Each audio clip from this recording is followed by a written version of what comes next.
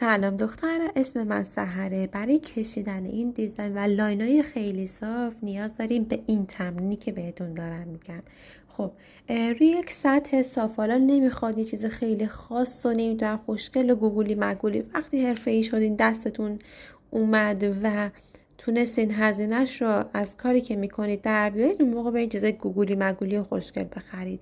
یک گوله از رنگتون رو روی همون سطح صافتون میذارید و شروع میکنید با قلمتون روی رنگ زدن و قلمتون رو آغشته میکنید. فقط حواستون باشه دخترا، رنگ روی قلمتون نباید خیلی گومبولی و توپل بشه، چون نمیتونه خط ظریفی به شما ارائه بده. یعنی هر چقدر تلاش کنید نمیشه، فایده نداره.